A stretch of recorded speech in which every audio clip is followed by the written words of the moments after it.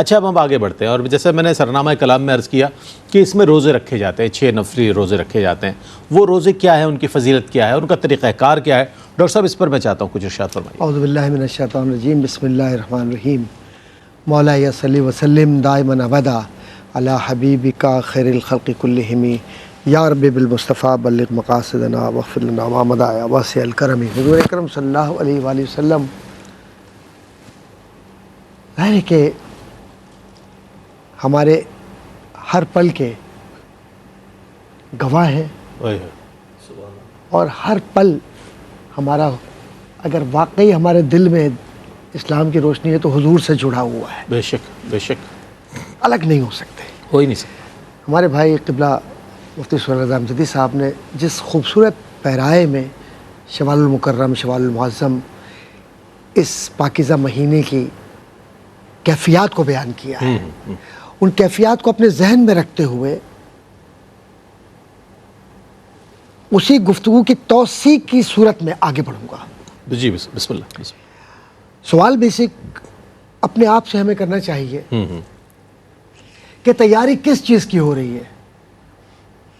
شعبان آ رہا ہے تو تیاری ہو رہی ہے رمضان کی، رمضان آ رہا ہے تو تیاری ہو رہی ہے شوال کی، شوال آ رہا ہے تو علی ھذا القیاس تیاری۔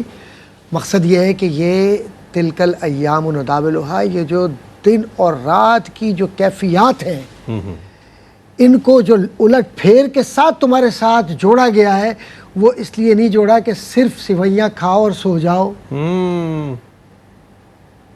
یا اپنے آپ کو صرف اس جگہ تک محدود رکھو جس کے اندر تمہاری خوشی تم سے وابستہ ہو۔ صحیح نہیں، رب نے کہا ہے کہ میں کائنات کا مالک ہوں، رب العالمین ہوں، تو میں جانتا ہوں تمہاری نفسیات کیا ہے، اور تمہاری اس نفسیات کے اندر تم کم وقت میں زیادہ لینا چاہتے ہو نا، تو آؤ میں تمہیں زیادہ دیتا ہوں۔ کیا بات ہے، سبحان اللہ۔ تو سرور کشور رسالت صلی اللہ علیہ وسلم نے مفتی صاحب اور بھائی ہمارے مفتی عامر صاحب جو کنٹینٹ ڈائریکٹر ہیں کیو ٹی وی کے، جب ہم آف کیمرہ بات کر رہے تھے تو قبلہ مفتی صاحب نے اور دونوں نے اس خوبصورت حدیث کی طرف اشارہ کیا جس کو میں امانتاً ان کے حوالے سے آپ تک پہنچانا چاہوں گا اپنے بہن بھائیوں کی، کہ جس نے رمضان کے روزے رکھے اور رکھنے کے بعد پھر اس نے اس تسلسل کو کس طرح قائم رکھا کہ شوال میں 6 روزے بھی رکھے، تو گویا اس نے پورے سال کے روزے رکھے۔ لفظ دہر استعمال ہوا ہے حدیث میں۔ کیا کہنے، کیا کہنے،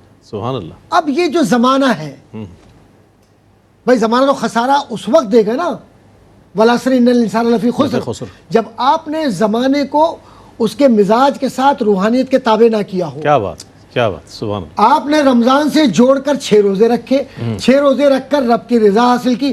رب نے کہا تیری یہ 6 دن کے جو روزے ہیں چاہے وہ تسلسل کے ساتھ ہوں یا وقفے کے ساتھ ہوں، لیکن تو نے تو میری رضا کے لیے رکھا نا کہ رمضان سے وابستگی رہے، تو جا، میں نے تجھے اتنا عطیہ دے دیا ہے کہ تو پورے سال بھی اگر عبادت کرتا تو تجھے اتنا نہ ملتا جتنا میں نے تجھے عطا کر دیا۔ تو 6 دن کی اگر یہ فضیلت ہے تو اگر تو ساری زندگی اس طریقے سے جڑ جائے کہ تجھ سے کبھی نفلی روزے قضا نہ ہو، تو شوال کی برکت، رمضان کی برکت، حضور کی برکت، قرآن کی برکت، شہر رمضان الذی انزل فیہ القرآن، تو سارے برکات و فیوز کو لے کر جب تم جاؤ گے تو تمہاری پیشانی چمک رہی ہوگی۔ واہ واہ واہ، سبحان اللہ۔